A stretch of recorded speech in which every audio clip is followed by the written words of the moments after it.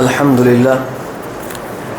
لله نحمده ونستعينه ونستغفره ونؤمن به ونتوكل عليه ونعوذ بالله من شرور أنفسنا ومن سيئات أعمالنا من يهده الله فلا مضل له ومن يضلله فلا هادي له وأشهد أن لا إله إلا الله وأشهد أن محمدًا عبده ورسوله أما بعد فإن خير الحديث كتاب الله وخير الهدي هدي محمد صلى الله عليه وسلم وشر الأمور محدثاتها وكل محدثة بدعة وكل بدعة ضلالة وكل ضلالة في النار فأعوذ بالله من الشيطان الرجيم بسم الله الرحمن الرحيم قاف والقرآن المجيد بل عجبوا أن جاءهم منذر منهم فقال الكافرون هذا شيء عجيب أإذا متنا وكنا ترابا ذلك رجع بعيد قد علمنا ما تنقص الأرض منهم وعندنا كتاب حفيظ بل كذبوا بالحق لما جاءهم فهم في أمر مريج بسم الله الرحمن الرحيم يا أيها الناس اتقوا ربكم الذي خلقكم من نفس واحدة وخلق منها زوجها وبث منهما رجالا كثيرا ونساء واتقوا الله الذي تساءلون به والأرحام إن الله كان عليكم رقيبا يا أيها الذين آمنوا اتقوا الله حق تقاته ولا تموتن إلا وأنتم مسلمون يا أيها الذين آمنوا اتقوا الله وقولوا قولا سديدا يصلح لكم أعمالكم ويغفر لكم ذنوبكم ومن يطع الله ورسوله فقد فاز فوزا عظيما بسم الله الرحمن الرحيم لن تنالوا البر حتى تنفقوا مما تحبون وما تنفقوا من شيء فإن الله به عليم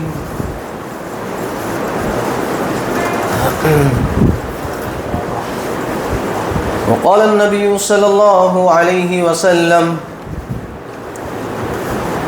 من صام رمضانا إيمانا واحتسابا غفر له ما تقدم من ذنبه محترم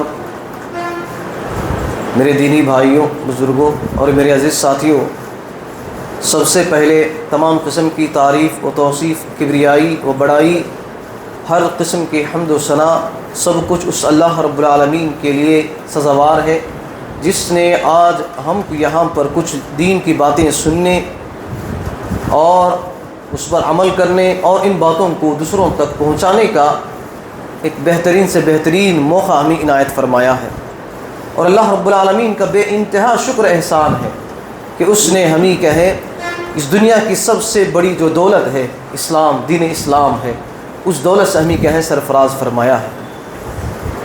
اور اس مختصر حمد و ثنا کے بعد درود و کروڑ و سلام ہو تمام انبیاء علیہ الصلاۃ والسلام پر، خصوصاً میرے اور آپ کے آخری جناب محمد عربی صلی اللہ علیہ وسلم پر، جن کی اتباع دنیا کے اندر جتنے بھی لوگ ہیں، چاہے مسلمان ہو، چاہے یہودی ہو، چاہے نصارہ ہو، چاہے ہندو ہو، جو کوئی بھی اس دنیا کے اندر موجود ہیں، ہر کسی کو اللہ کے نبی صلی اللہ علیہ وسلم کی بات کو ماننا، ان کی اتباع کرنا، ان کی زندگی کے طریقے کو اپنی زندگی میں نافذ کرنا لازمی ہے۔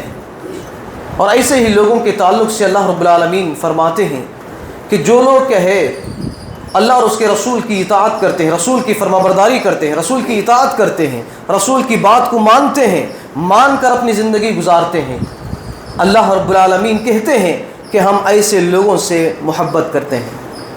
ہم ایسے لوگوں کو بہت زیادہ چاہتے ہیں، ہم ایسے لوگوں کو بہت زیادہ پسند کرتے ہیں۔ اور اللہ رب العالمین نے ایک دوسری طرف اس بات کا بھی فیصلہ کر دیا ہے، جو کوئی بھی میری نبی کی پیروی نہیں کرتا ہے، میرے نبی کی بات کو نہیں مانتا ہے، میرے نبی کی طور طریقے کو اپنی زندگی میں نافذ نہیں کرتا ہے، تو میں اس کے اوپر جنت کو حرام کر دیا ہے اور اس کے اوپر جہنم کو واجب کر دیا ہے۔ یہ اللہ رب العالمین کا فیصلہ ہے میرے بھائی۔ تو ہمارے اوپر یہ فرض بنتا ہے کہ ہمارے جسم کے اندر جب تک روح باقی رہے گی، جان باقی رہے گا، اس وقت تک ہماری جان، ہماری روح، ہماری قربانیاں، ہمارا وقت، ہر کچھ کیا ہے اللہ اور اس کے رسول کے لیے وقف کرنا چاہیے۔ یہی دین ہے میرے بھائی، اپنی زندگی کو اللہ اور اس کے رسول کے لیے وقف کر دینا چاہیے۔ تو میرے محترم بھائیو، میں آج آپ لوگوں کے سامنے، جیسا کہ ہم سب جانتے ہیں میرے بھائی کہ ماہ رمضان کے مہینے کے اندر ہم موجود ہیں، اس مہینے کے اندر ہم روزے کا اہتمام کرتے ہوئے آ رہے ہیں، قیام اللیل یعنی تراویح کا ہم اہتمام کرتے ہوئے آ رہے ہیں، قرآن مجید کی تلاوت کا اہتمام کرتے ہوئے آ رہے ہیں، دعاؤں کا اہتمام کرتے ہیں، ذکر و اذکار کا اہتمام کرتے ہیں، صدقہ و خیرات کا اہتمام کرتے ہیں، اور اسی طرح کیا ہے جو یتیم ہیں، بیوہ ہیں، اور اسی طرح جو غریب لوگ ہیں، فقیر ہیں، مسکین ہیں، ایسے لوگوں کو ہم مدد کرتے ہوئے کہیں اس پورے مہینے کے اندر جو بھی اعمال، جو خصوصی اعمال ہیں، ان تمام اعمال کو ترتیب کے ساتھ کہیں ہم کرتے ہوئے آ رہے ہیں الحمدللہ اللہ کے فضل و کرم سے۔ انہی اعمال میں سے کہیں خاص طور پر آخری رمضان کے جو 10 دن ہیں، ان 10 دنوں کے اندر لیلۃ القدر والی رات کو تلاش کرنا، اس کا بھی الحمدللہ ہم سے کہے اس کا اہتمام بھی ہو رہا ہے، اللہ رب العالمین کا فضل ہے۔ تو میرے محترم بھائی، اتنے سارے اعمال ہیں، ان تمام اعمال میں سے ایک عمل یہ بھی ہے میرے بھائیوں، اگر وہ عمل آپ کے اندر آ جاتا ہے، اگر اس عمل کو اگر آپ انجام دے دیتے ہیں، تو اس کا مطلب یہ ہے کہ آپ نے ماہ رمضان کا پورا فائدہ آپ نے حاصل کر لیا۔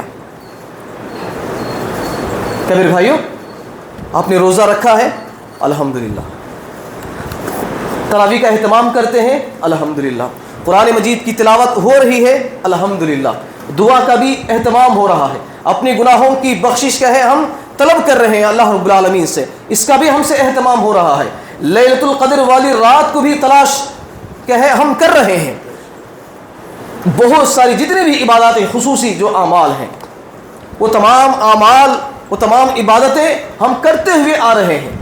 انہی اعمال میں سے یہ ایک عمل ایسا ہے میرے بھائیوں، اگر اس عمل کو اگر آپ نے انجام نہیں دیا تو اس کا مطلب یہ ہے کہ آپ کی رمضان ادھوری ہے، آپ کی رمضان کیا ہے ادھوری ہے، آپ نے ماہ رمضان کا بھرپور فائدہ حاصل نہیں کیا۔ جتنی اعمال ماہ رمضان کے اندر کرنے کا ہمیں حکم دیا گیا ہے، تنبیہ کی گئی ہے، ان تمام اعمال کو ہمیں کیا ہے بھرپور انجام دینا چاہیے۔ اس میں سے اگر کوئی بھی چیز چھوٹ جاتی ہے تو اس کا مطلب یہ ہے کہ آپ نے ماہ رمضان کا بھرپور فائدہ حاصل نہیں کیا۔ تو دیکھیے وہ عمل کون سا ہے؟ وہ عمل یہ ہے کہ صدقہ فطر ادا کرنا۔ کیا کرنا؟ صدقہ فطر ادا کرنا۔ یہ بھی ماہ رمضان کی جو خصوصی جو اعمال ہیں، جن اعمال کو اللہ رب العالمین نے اور اللہ کے نبی صلی اللہ علیہ وسلم نے بہت اہمیت دی ہے، انہی اعمال میں سے ایک عمل، ایک عبادت یہ ہے کہ فطرہ ادا کرنا، صدقہ فطر کیا ہے ادا کرنا۔ یہ آج آپ لوگوں کے سامنے صدقہ فطر کے تعلق سے قرآن اور حدیث کی روشنی میں چند باتیں کہیں بتانے کی میں کوشش کروں گا انشاءاللہ۔ ضرورت اس بات کی ہے میرے بھائی کہ یہاں پر جو بھی باتیں ہم بیان کرتے ہیں، سب سے پہلے کیا ہے آپ اپنی زندگی کی اصلاح کی نیت سے ہمیں سننے کی کوشش کرنا چاہیے، اس لیے کہ میں ہر جگہ، ہر خطبے کے اندر، ہر درس کے اندر یہ بات ہمیشہ کہتا ہوں کہ جو بھی لوگ یہاں پر بیٹھتے ہیں ایک خاص مقصد کے تحت آ کر بیٹھنا چاہیے۔ جب آپ سنتے ہیں اس کا بھی ایک خاص مقصد ہونا چاہیے کہ میری زندگی کی کچھ اصلاح ہو، میری زندگی کے اندر کیا ہے کچھ تبدیلیاں ہو. اس نیت سے اگر ہم سنیں گے تو ضرور میرے بھائیو اللہ رب العالمین کا تقرب آپ حاصل کر سکتے ہیں، اللہ رب العالمین کے نزدیک آپ محبوب بن سکتے ہیں، اللہ رب العالمین کی رضامندی آپ حاصل کر سکتے ہیں. اگر یہ چیز آپ کے اندر نہیں ہے کہ ایسے ہی کہیں آتے ہیں سنتے ہیں چلے جاتے ہیں تو آپ اللہ رب العالمین کی رضامندی حاصل نہیں ہوتے میرے بھائی. چل عمل کریں گے میرے بھائی انشاءاللہ. تو دیکھیے میں نے خطبہ مسنونہ کے بعد ایک آیت تلاوت کی. اس آیت کے اندر اللہ رب العالمین فرماتے ہیں لن تنالوا البر حتى تنفقوا مما تحبون. تم نیکی کو اس وقت تک حاصل نہیں کر سکتے، نیکی کو تم اس وقت تک حاصل نہیں کر سکتے جب تک کہ تمہارے نزدیک جو چیز پسندیدہ ہے، تمہارے نزدیک جو چیز زیادہ معنی رکھتی ہے، تمہارے نزدیک جو چیز سب سے زیادہ قیمت ہوتی ہے، اس چیز کو تم اللہ رب العالمین کے راہ میں خرچ نہ کر دو. اس وقت تک کہے تم نیکی کو حاصل نہیں کر سکتے. تو اس آیت کے ذریعے سے سب سے پہلا جو کام جو چیز ہم کہے یاد رکھنا ہے، غور و فکر کرنا ہے، عمل کرنا ہے، وہ ہے میرے بھائیوں کہ صدقہ فطر کے تعلق سے ہم جو بھی چیز کہے لوگوں کو دیتے ہیں، جو بھی چیز کہے کھانا وغیرہ دیتے ہیں، راشن وغیرہ دیتے ہیں. یہاں پر اللہ رب العالمین فرماتے ہیں لن تنالوا البر حتى تنفقوا مما تحبون. تم نیکی کو اس وقت تک حاصل نہیں کر سکتے جب تک کہ تم تمہارا پسندیدہ چیز اللہ رب العالمین کی راہ میں خرچ نہ کر دو. یعنی آپ اپنے لیے جو چیز پسند کرتے ہیں، کیا میرے بھائیوں اچھے اچھے کپڑے پہننا جو اپنے لیے پسند کرتے ہیں، وہی کپڑا کیا ہے دوسروں کو، مسکین کو، غریب کو، یتیم کو آپ پہنانا چاہیے. جو چیز اپنے گھروں کے اندر اپنے لیے جو استعمال کرتے ہیں، اپنے بچوں کے لیے جو چیزیں استعمال کرتے ہیں، اپنے بیوی اور اپنے والدین کے لیے، اپنے رشتہ داروں کے لیے جو چیزیں کھانے کے لیے ہم استعمال کرتے ہیں، وہی چیزیں ہم کہے غریبوں کو دینا چاہیے، مسکینوں کو دینا چاہیے، غریبوں کو، فقیروں کو دینا چاہیے. اسی چیز کے لیے اللہ رب العالمین نے کہا لن تنالوا البر حتى تنفقوا مما تحبون. تم نیکی کو اس وقت تک حاصل نہیں کر سکتے جب تک کہ تمہارا جو پسندیدہ چیز ہے اس کو اللہ کی راہ میں خرچ نہ کر دے.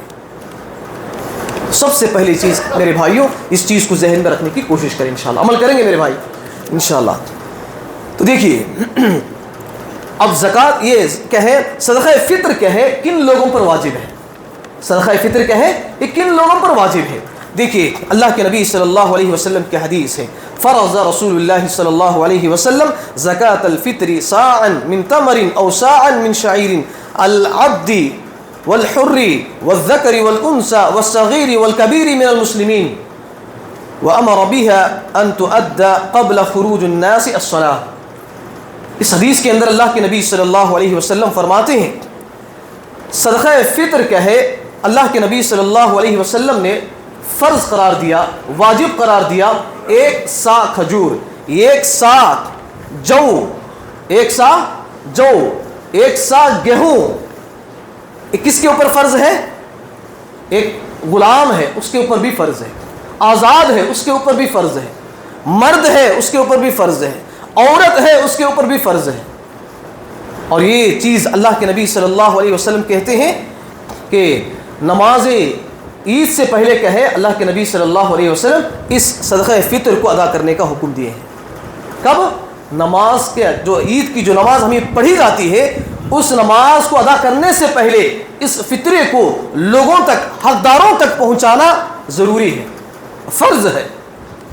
تو اپنے گھر کے اندر جتنے بھی لوگ رہتے ہیں، چاہے چھوٹے ہوں چاہے بڑے ہوں، چاہے مرد ہو چاہے عورت ہو، ہر ایک کے لیے کیا ہے صدقہ فطر ادا کرنا ضروری ہے میرے کو.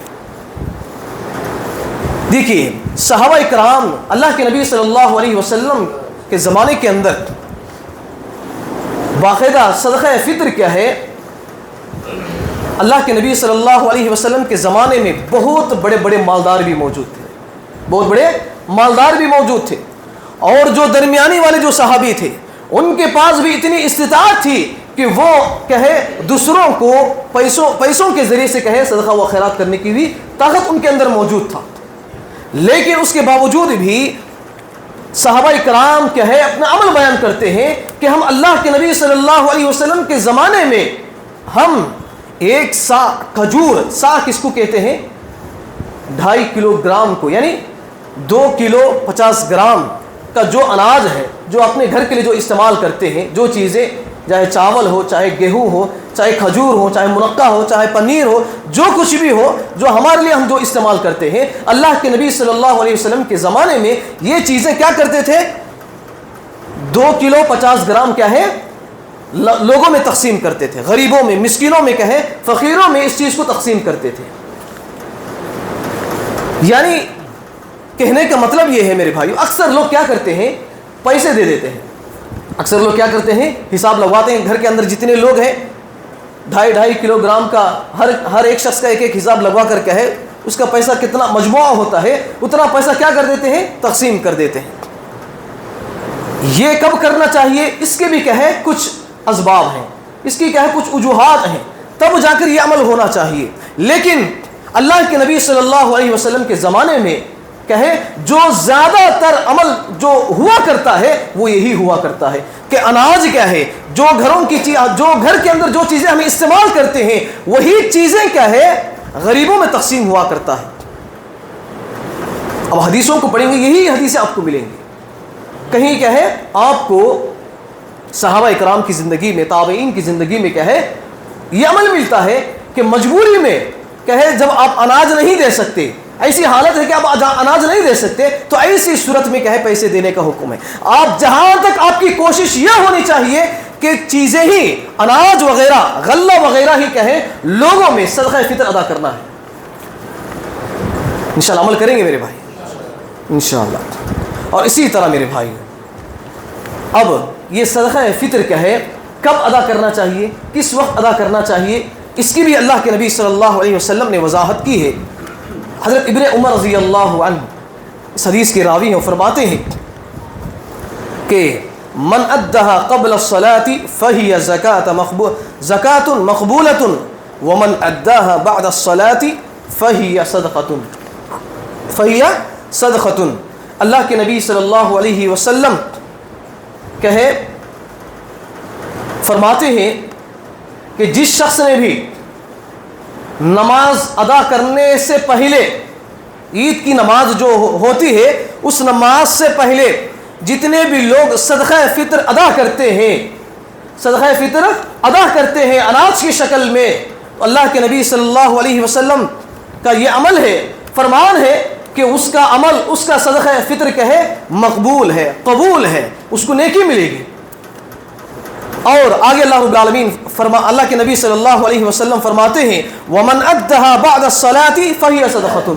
اگر کوئی شخص عید کی نماز کے بعد لوگوں کو کہے صدقہ و خیرات کرتا ہے، صدقہ فطر ادا کرتا ہے، تو اللہ کے نبی صلی اللہ علیہ وسلم فرماتے ہیں کہ اس کا صدقہ تو قبول ہو جائے گا لیکن صدقہ فطر کا ادا نہیں ہوگا، صدقہ فطر کیا ہے ادا نہیں ہوگا، وہ عام صدقہ میں شامل ہو جائے گا، نیکی تو آپ کو مل جائے گی، لیکن صدقہ فطر جس کو اللہ کے نبی صلی اللہ علیہ وسلم نے ہر گھر کے اندر ہر مسلمان عورت پر فرض کر دیا ہے، وہ چیز اگر آپ کہے نماز عید سے پہلے اگر آپ دیتے ہیں تو قبول ہے، نماز کے بعد اگر آپ دیتے ہیں تو صدقہ فطر ادا نہیں ہوگا، بلکہ عام صدقے میں کہے وہ چیز شامل ہو جائے گا، نیکی تو مل جائے گی لیکن کہے صدقہ فطر ادا نہیں ہوگا۔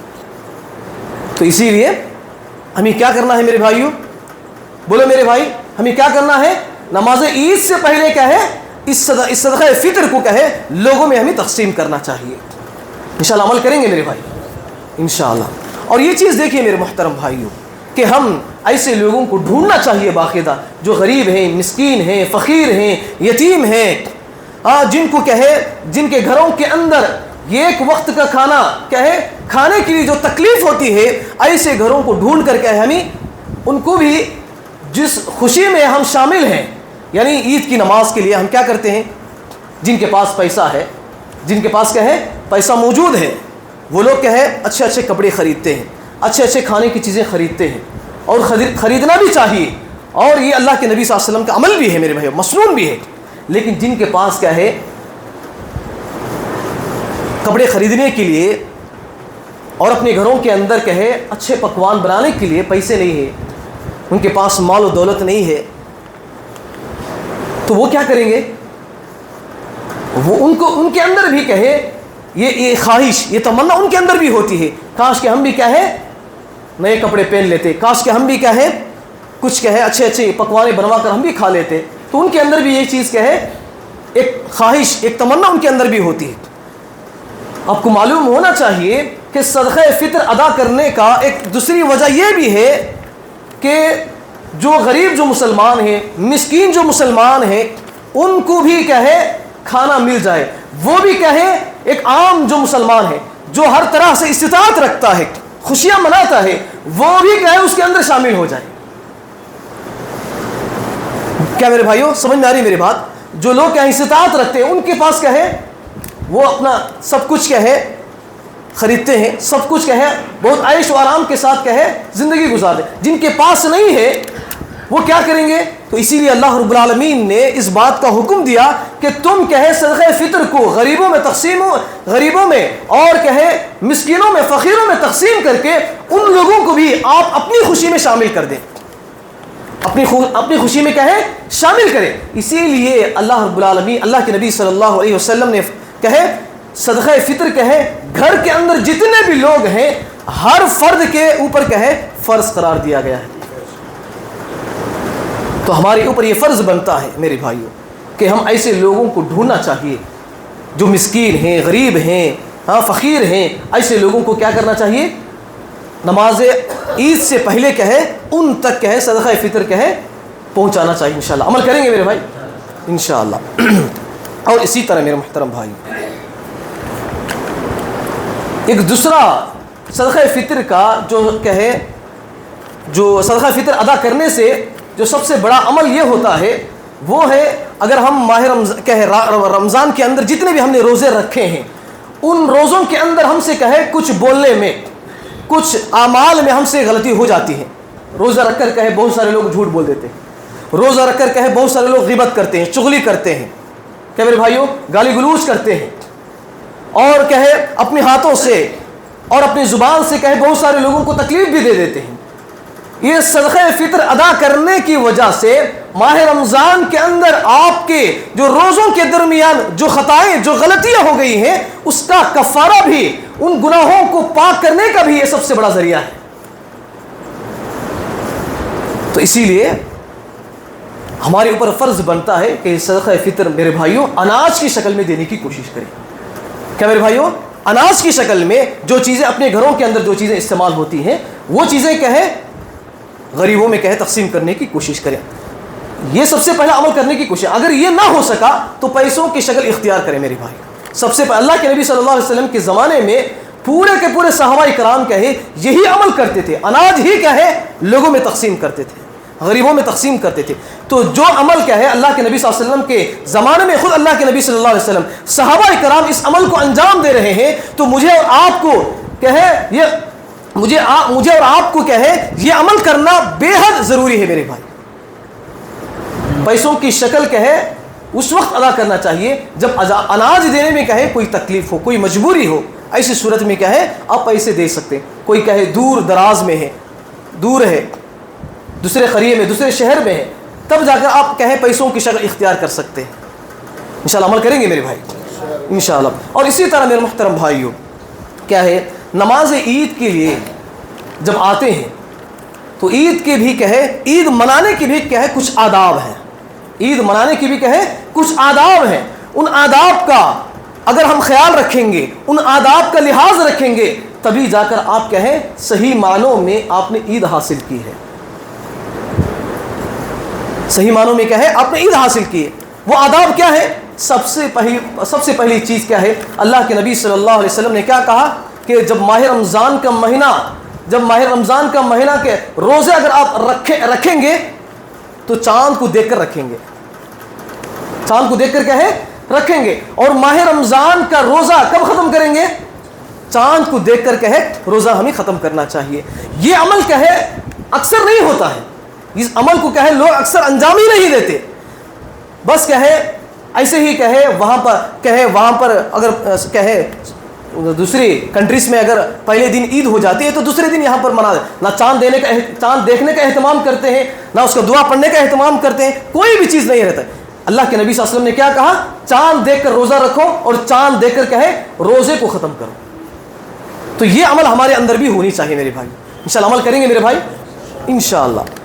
और इसी तरह मेरे मुहतरम भाइयों, अल्लाह रब्बुल आलमीन कहे जैसे ही माह रमज़ान का यानी माह रमज़ान का महीना ख़त्म हो जाता है, शव्वाल का चांद नज़र आता है, तो उस वक्त से ही कहे हमें तकबीरात का एहतमाम करना चाहिए। जैसे ही शव्वाल का चांद नज़र आता है तो तकबीरात का हमें एहतमाम करना चाहिए। तकबीरात क्या है? अल्लाहु अकबर, ला इलाहा इल्लल्लाह, अल्लाहु अकबर वलिल्लाहिल हम्द। ये क्या है? जैसे जिस तरह माह रमज़ान के अंदर हमने क्या है, आपने कुरान मजीद की तिलावत का, क़ियामुल लैल का, रोज़े का, ज़िक्र अस्कार का, तौबा इस्तिग़फ़ार का, दुआओं के तमाम चीज़ों को आपने एक है एहतमाम किया है, तो इन तमाम आमाल को आप अल्लाह रब्बुल आलमीन के सामने पेश करके अब अल्लाह रब्बुल आलमीन का शुक्र अदा कर रहे हैं। इसका मतलब ये है, इसका मतलब क्या है? अब अल्लाह रब्बुल आलमीन का शुक्र अदा कर रहे हैं। इसलिए अल्लाह रब्बुल आलमीन ने कुरान मजीद के अंदर फरमाया, युरीदुल्लाहु बिकुमुल युस्रा वला युरीदु बिकुमुल उस्र, कि अल्लाह रब्बुल आलमीन चाहता है, अल्लाह रब्बुल आलमीन चाहता है कि तुम्हारे लिए आसानी पैदा करे। वला युरीदु बिकुमुल उस्र, और अल्लाह रब्बुल आलमीन नहीं चाहता कि तुम्हारे लिए तंगी करे। वलितुकमिलुल इद्दता, और तुम रोज़ों को कहे गिनती की पूरा कर लो। वलितुकब्बिरुल्लाह, और अल्लाह रब्बुल आलमीन की बड़ाई बयान करो। वलितुकब्बिरुल्लाह वलितुकमिलुल इद्दता वलितुकब्बिरुल्लाह अला मा हदाकुम, जो कुछ तुम्हें हिदायत दी गई है उसके मुताबिक कहे तुम्हें बड़ाई बयान करना चाहिए, उसके मुताबिक तुम्हें अमल करना चाहिए। लअल्लकुम तशकुरून, ताकि तुम कहे अल्लाह रब्बुल आलमीन का शुक्र अदा करो, अल्लाह रब्बुल आलमीन का शुक्र अदा करो। तो ये चीज़ हमारे अंदर होनी चाहिए मेरे भाई। जैसे ही शव्वाल का चांद नज़र आ जाता है तो फ़ौरन हमें कहे तकबीरात पढ़ने का हमें एहतमाम करना चाहिए। और इसी तरह एक दूसरा अमल ये है कि उम्दा लिबास पहनकर आना ज़रूरी है मेरे भाई। अच्छा लिबास, नया ज़रूरी नहीं है मेरे भाई। नया क्या है? पहनना, अगर किसी के पास इस्तिताअत है तो नया पहन सकता है, नया क्या है? पहन सकता है। जिनके पास नहीं है वो क्या है? अच्छा कपड़ा यानी साफ़ सुथरे होना चाहिए। कपड़ा क्या है? साफ़ सुथरे होना चाहिए। नया होना ज़रूरी नहीं है, बल्कि कपड़े क्या है? साफ़ और पाक होना ज़रूरी है मेरे भाई। और क्या है? अच्छे कपड़े पहनकर खुशबू वगैरह लगा कर क्या है घर से निकलने की कोशिश करना चाहिए। और इसी तरह जब आप घर से निकलते हैं ईद की नमाज के लिए तो थोड़ी सी खजूरें क्या है खाकर निकलना ज़रूरी है मेरे भाई। इसलिए कि अल्लाह के नबी सल्लल्लाहु अलैहि वसल्लम ईद की नमाज के लिए जब घर से निकलते तो ताक अदद में खजूरें खाकर क्या है निकला करते थे अल्लाह के नबी सल्लल्लाहु अलैहि वसल्लम। ताक अदद में मतलब 3 खजूरें खाते थे, या 5 खजूरें अल्लाह के नबी सल्लल्लाहु अलैहि वसल्लम खाते थे, या 7 खजूरें क्या है अल्लाह के नबी सल्लल्लाहु अलैहि वसल्लम खाया करते थे। ये खजूरें खा कर क्या है घर से निकलने की कोशिश करना चाहिए। इंशाअल्लाह अमल करेंगे मेरे भाई इंशाअल्लाह। और इसी तरह मेरे मुहतरम भाइयों, जब आप क्या है घर से निकलते हैं ईद की नमाज के लिए ख़ास तौर पर, तो पैदल चलकर आने की कोशिश करें। पैदल चलकर क्या है आने की कोशिश करें। ये अमल अल्लाह के नबी सल्लल्लाहु अलैहि वसल्लम का है मेरे भाई। जब भी अल्लाह के नबी सल्लल्लाहु अलैहि वसल्लम ईदगाह की तरफ जाते थे तो पैदल ही कहे चलकर अल्लाह के नबी सल्लल्लाहु अलैहि वसल्लम जाते थे। पैदल ही घर से निकलते ही अल्लाह के नबी सल्लल्लाहु अलैहि वसल्लम तकबीरात का एहतमाम करते हुए चलते हुए कहे ईदगाह तक पहुँचते थे। जब ईद की नमाज ख़त्म हो जाती है तो वहाँ से फिर अल्लाह के नबी सल्लल्लाहु अलैहि वसल्लम पैदल ही घर की तरफ आने की कोशिश करते थे।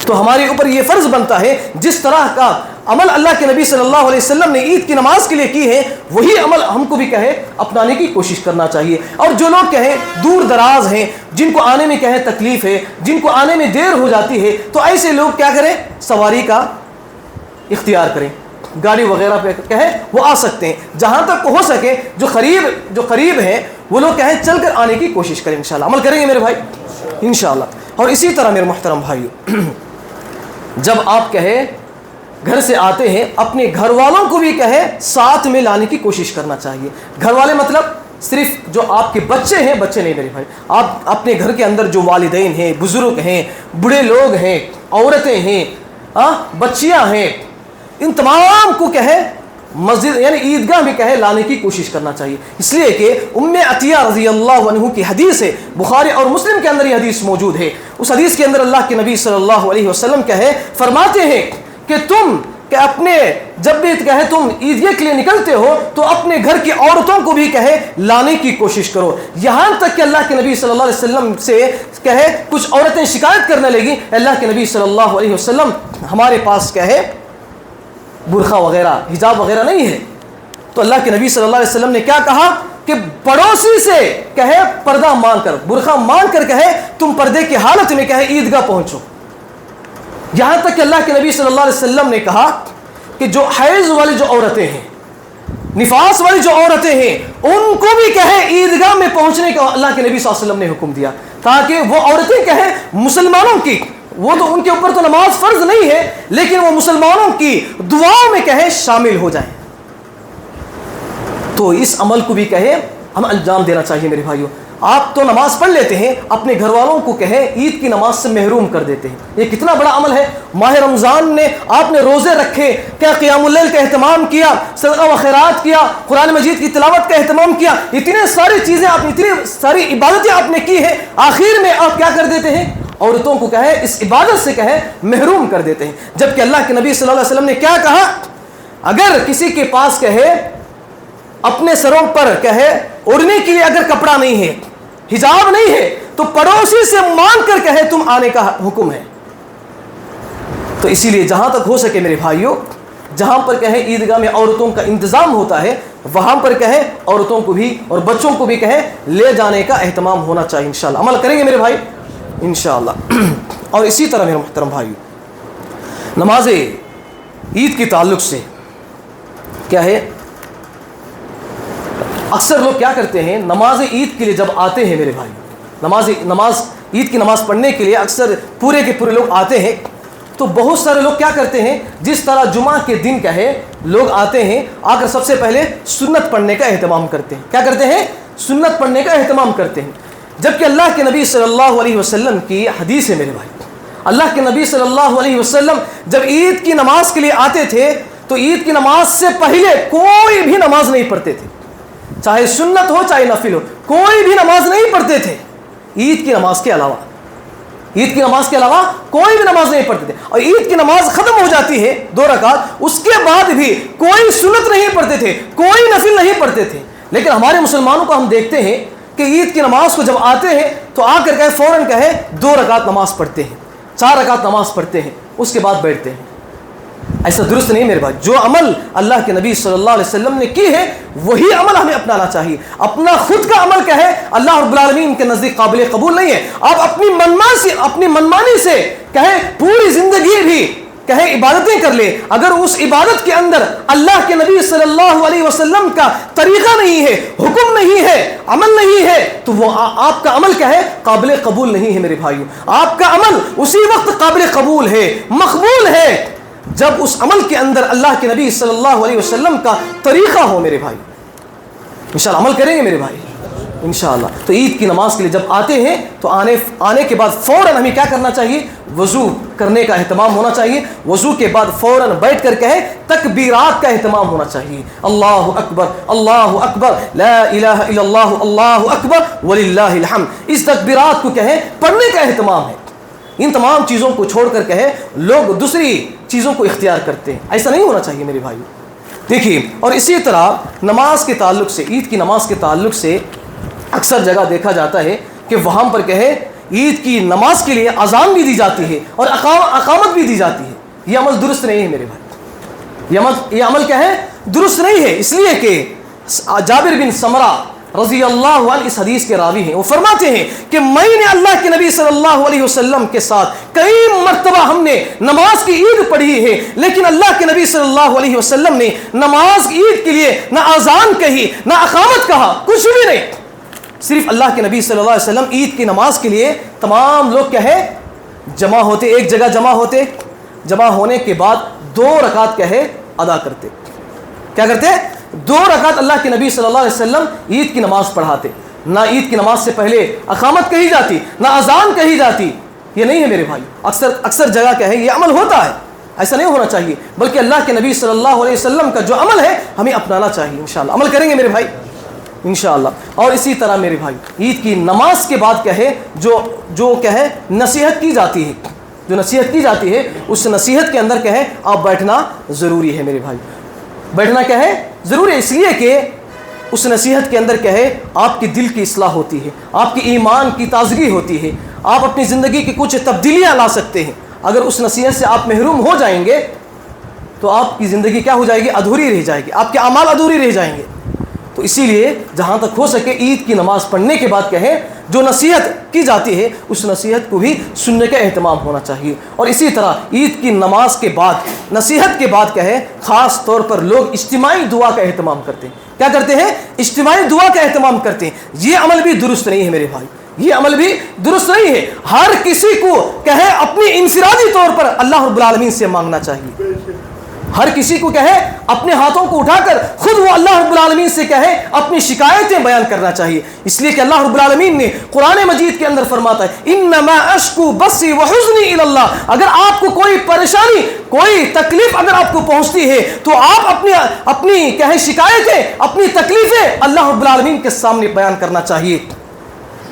آپ کو کوئی تکلیف پہنچتی ہے انی اشکو، یقیناً میری شکایتیں میری تکلیفیں میری ریکویسٹ ہے انی اشکو بثی وحزنی الی اللہ، میرا غم میری تکلیف سب اللہ رب العالمین کے لیے میں پیش کرتا ہوں. اجتماعی دعا میں کیا یہ چیز نہیں ہوتی؟ اجتماعی دعا کے اندر کیا ہے یہ چیز نہیں ہوتی. ہر انسان اپنے ہاتھوں سے خود اٹھا کر اللہ رب العالمین سے مانگے، اپنے آنکھوں کو آنسوؤں سے بہائے اور اپنے گناہوں کی بخشش طلب کریں. یہی اصل چیز ہے میرے بھائی. اگر آپ کے گناہ اللہ رب العالمین معاف کر دیں تو آپ کو اللہ رب العالمین جنت عطا کریں گے. اگر آپ کے گناہ معاف نہیں ہوں گے تو آپ جہنم میں چلے جائیں گے. تو اصل مقصد یہ ہے جنت کو حاصل کرنا ہے، اللہ رب العالمین کی رضامندی حاصل کرنا ہے. بس یہی ہے میرے بھائی ایک مسلمان کا کام. انشاءاللہ عمل کریں گے میرے بھائی انشاءاللہ. تو یہ چند کہے میرے بھائیوں خصوصی جو اعمال ہیں جو ماہ رمضان کے مہینے کے اندر ہمیں اپنانا ضروری ہے. صدقہ فطر کیا ہے جس کے تعلق سے میں نے آپ لوگوں کے سامنے رکھی قرآن و حدیث کی روشنی میں کہ اناج کی شکل میں میرے بھائیوں لوگوں میں تقسیم کرنے کی کوشش کریں. جہاں تک ہو سکے کہے پیسوں کی جو شکل ہے وہ آخری درجے میں ہے اور اناج ہے وہ پہلا درجہ ہے میرے بھائی. جو اپنے گھروں کے اندر جو چیزیں آپ استعمال کرتے ہیں چاول ہے، گیہوں ہے، کھجوریں ہیں، منقع ہے کہے یہ تمام چیزیں کہے ہر گھر کے اندر ایک فرد کے اوپر کہے 2 کلو 50 گرام 2 کلو کہے 2 کلو 500 گرام کہے ایک فرد پر فرض ہے. تو اس طرح گھر کے اندر جتنے بھی لوگ رہیں گے وہ تمام لوگوں کا مجموعہ کر کے کہے صدقہ فطر کہے ادا کرنے کی کوشش کریں. نماز عید ادا کرنے سے پہلے کہے یہ صدقہ فطر ادا کرنا ایک مسلمان کے لیے ضروری ہے میرے بھائی. انشاءاللہ عمل کریں گے میرے بھائی انشاءاللہ.